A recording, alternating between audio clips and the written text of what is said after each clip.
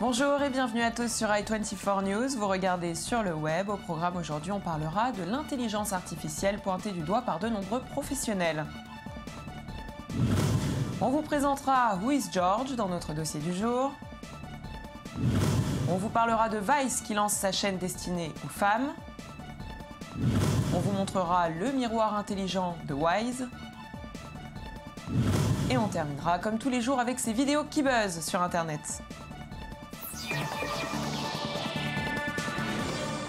Les ordinateurs pourront-ils bientôt définir notre caractère? Eh bien, le New York Times nous montre que cette hypothèse est d'actualité avec Upstart. Upstart, une start-up qui utilise des algorithmes pour déceler nos traits de personnalité, des services qui intéressent tout particulièrement le monde de la banque. Selon son cofondateur, Paul Gu, il ne s'agit pas vraiment de savoir si une personne a les moyens financiers pour rembourser un prêt. L'intérêt est plutôt d'être sûr qu'il va vraiment lui accorder de l'importance. Sa plateforme fouille dans les résultats scolaires, les universités fréquentées, ainsi que les classements de promo pour déterminer si le demandeur va être à même de rembourser son prêt.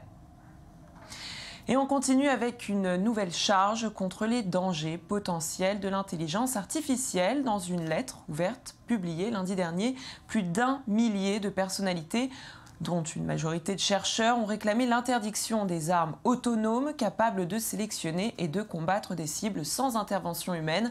Parmi les signataires, on retrouve Elon Musk, le PDG de Tesla et SpaceX, ainsi que l'astrophysicien britannique Stephen Hawking. Leur crainte aujourd'hui, que les États se lancent dans une course à l'armement, justifiée par le fait que remplacer des hommes par des machines permet de limiter le nombre de victimes du côté de celui qui les possède. Pour eux, la question clé de l'humanité aujourd'hui est de savoir s'il faut démarrer une course à l'armement doté d'intelligence artificielle ou plutôt l'empêcher de commencer. Et on poursuit avec un débat qui continue sur Internet. Une blague appartient-elle à son auteur? Si de nombreux réseaux sont encore dans le doute, Twitter a pour sa part tranché. Désormais, l'auteur original d'une blague pourra demander au réseau social de supprimer les tweets de personnes qui l'auraient copié. Pour ce faire, il suffira à l'auteur de remplir un formulaire pour demander la suppression des publications qui pourraient enfreindre à ses droits d'auteur. C'était l'essentiel de l'actualité. On passe tout de suite à notre dossier du jour.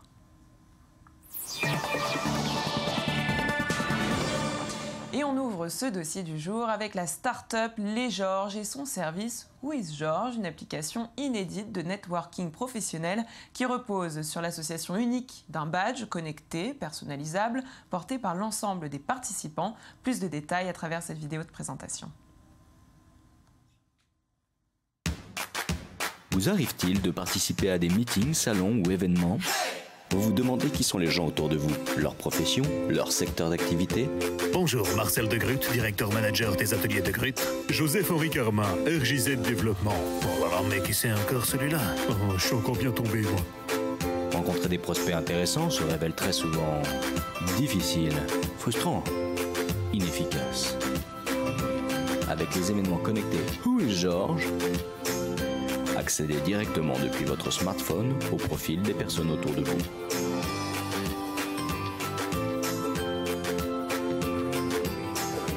Ajoutez-les dans vos favoris pour les rencontrer par la suite. Scannez précisément vos environs en sélectionnant votre distance de prospection.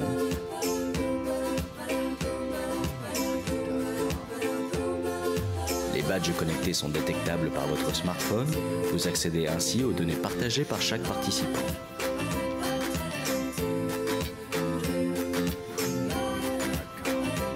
Who is George?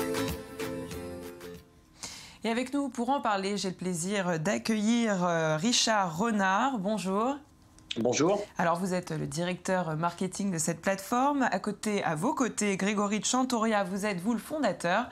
Alors, lequel d'entre vous va me répondre à ma première question qui est d'où vous est venue l'idée de créer cette plateforme? Richard. Et en fait, l'idée nous est venue, en fait, on est tous des professionnels, on participe assez régulièrement à des salons, à des événements professionnels, et on bien qu'il existe aujourd'hui des applications événementielles, on se pose toujours la question qui sont les personnes autour de nous, et notamment Grégory, alors que Grégory est aussi fondateur de Six Pieds sur Terre Production, qui est une société de production de films. Et lorsque Grégory allait assez régulièrement à Cannes vendre ses films, il avait toujours cette problématique, toujours cette interrogation de savoir qui étaient les personnes qui passaient autour de lui, et donc qui est qui autour de soi. Donc c'est là qu'est venue cette idée lorsqu'on a finalement partagé cette frustration ensemble, de créer cette application de networking qui permet de connaître l'identité des personnes autour de soi.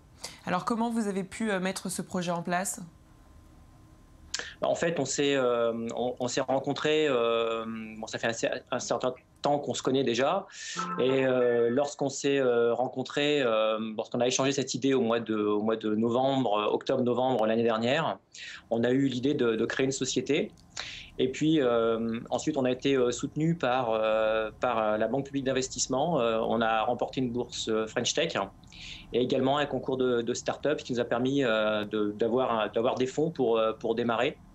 Alors il faut savoir que dans l'équipe, on a également deux autres cofondateurs qui sont tous les deux issus d'une grosse société d'informatique, et que donc on s'appuie sur leurs compétences et sur les compétences de cette société pour développer assez rapidement notre logiciel, notre idée. J'aimerais m'adresser cette fois à Grégory. Alors Grégory, Richard, pourquoi Georges ? Pourquoi Georges ? Eh bien, c'est un prénom que j'adore, en fait. Ça va être compliqué. Là, je sèche. Tu prends ? Alors on va aller à l'essentiel. Comment ça marche alors concrètement ce nouveau service ? Alors, vous avez une application mobile et un badge connecté de ce type-là. Pour le moment, on l'a fait en version cartonnée. D'accord. Et en gros, vous avez avec la photo. Voilà, ça ressemble un petit peu à ça, hein. La possibilité de savoir un petit peu qui est autour de vous. Là, en l'occurrence, j'ai Joseph-Henri Carmin, et ça me permet de savoir exactement sa profession, son secteur d'activité, ses activités, on va dire, extra-professionnelles, s'il désire en fait les mettre. Et voilà, ça permet de briser la glace. Voilà, ça permet de savoir, tiens, cette personne-là fait du surf, par exemple. Moi aussi, j'aime le surf, donc je vais aller la voir. Potentiellement, ça peut être intéressant de briser la glace de cette manière-là, et ensuite, après, de parler pro, quoi. Ce qu'il faut également savoir, c'est que ce badge connecté permet en fait de détecter les personnes qui sont dans votre environnement proche, en fait, à portée de vue, j'allais dire. Mais il faut être inscrit sur votre plateforme, ou alors ça peut fonctionner avec tout le monde, si par exemple on a une fiche sur un autre réseau social ? Non, c'est-à-dire qu'il faut être effectivement... il faut être inscrit sur notre plateforme à l'occasion d'un événement professionnel qui fait appel à nous pour justement le networking. Vous vous inscrivez et vous rentrez vos informations, vous rentrez également la raison de votre venue à cet événement professionnel. Vous rentrez, comme le dit Grégory, un certain nombre d'éléments qui vont vous permettre de briser plus facilement la glace, ou aux autres personnes de briser la glace avec vous. Donc ça peut être des questions que va poser l'organisateur d'événement. Et puis ensuite, lorsque vous arrivez dans l'événement, doté du badge et doté de l'application, vous pouvez en fait networker et vérifier, scanner vos environs. Et on peut l'utiliser aussi pour faire du dating ? Alors justement, ça fait partie de notre roadmap, et dans le brevet qui a été déposé, on a également inclus ce genre d'informations, enfin ce genre d'application de cas d'usage, effectivement. Donc très rapidement, des projets pour 2015, une intention de faire évoluer cette plateforme ? On parlait de dating, donc j'imagine que ce sera le cas ? Oui, alors déjà une première levée de fonds d'ici la fin de l'année, avant une grosse levée de fonds d'ici la fin de l'année pour accélérer notre développement en France, en Europe et à l'international. Et effectivement, la complétion de l'application avec déjà la complétion sur la version B2B et l'introduction de la version B2C qui est la version dating, effectivement. Eh bien, merci pour toutes ces informations. En tout cas, on vous souhaite bon courage et on continue avec notre rubrique high-tech.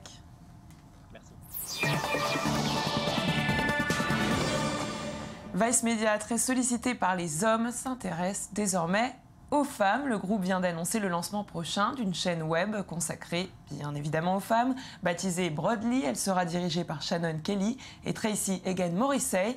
La chaîne proposera principalement des séries sur les différentes carrières professionnelles menées par les femmes, ainsi que des shows sur la mode ou le féminisme, bien évidemment.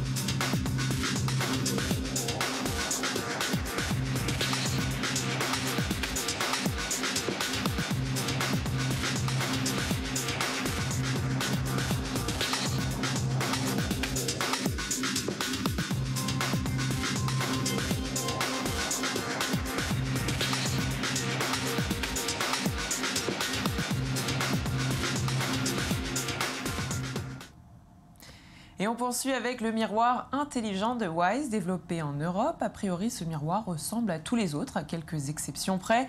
Il est muni d'un scanner 3D, de caméras et de capteurs à gaz qui permettent d'évaluer l'état de santé de celui qui le regarde.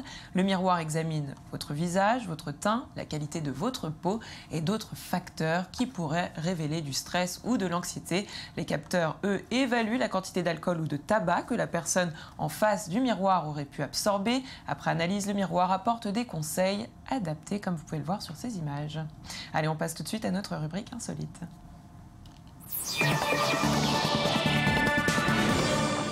Dormir à la belle étoile sur un matelas confortable à l'abri des moustiques avec une bière à la main et son smartphone dans l'autre, eh bien, c'est désormais possible grâce à Jono Williams. Cet ingénieur et designer a créé Skysphere, la sphère dans le ciel, une unique pièce circulaire à laquelle on accède par des escaliers. Installée à Linton en Nouvelle-Zélande, la structure qui a la forme d'un arbre, comme vous pouvez le voir sur ces photos, offre à ses locataires une vue à 360 degrés, véritable bijou technologique. Il est équipé de panneaux solaires qui fournissent l'électricité nécessaire au bon fonctionnement de ces nombreux gadgets, parmi lesquels on compte une machine à bière. Et oui, je vous avais parlé de bière.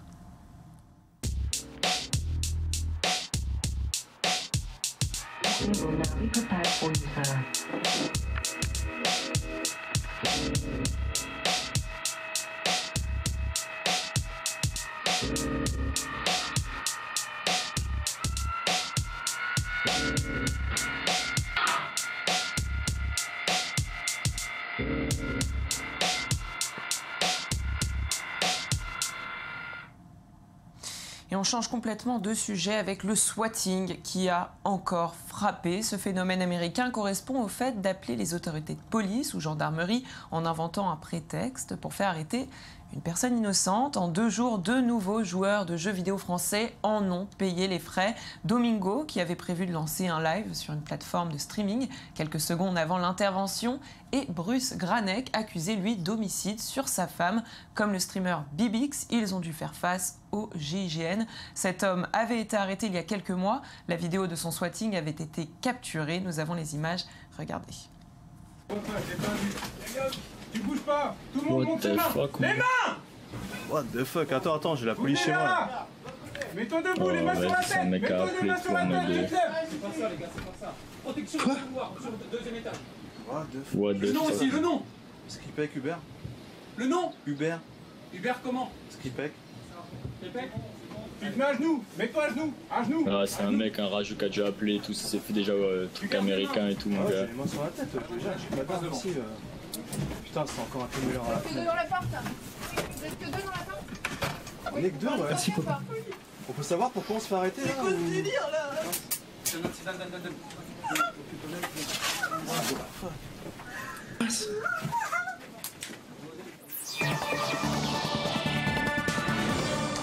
Et pour tous ceux qui, comme Kate Hudson, le temps peut parfois paraître long à l'aéroport, eh bien voici la solution. Accompagnée de son fils Ryder, 11 ans, elle nous dévoile une belle chorégraphie sur le tube Trap Queen de Fetty Wap, une manière comme une autre d'ambiancer le lounge. Regardez.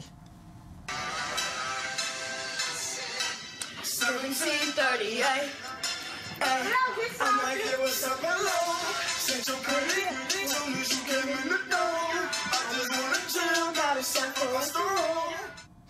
Et Kate n'est pas la seule à mettre le feu à la toile. Barack Obama, que l'on a connu chanteur et désormais lui aussi danseur. En visite au Kenya, il s'est laissé aller à quelques pas sur une chanson traditionnelle. La séquence a été filmée par une journaliste du Wall Street Journal. Merci à elle et que le spectacle continue sur le web.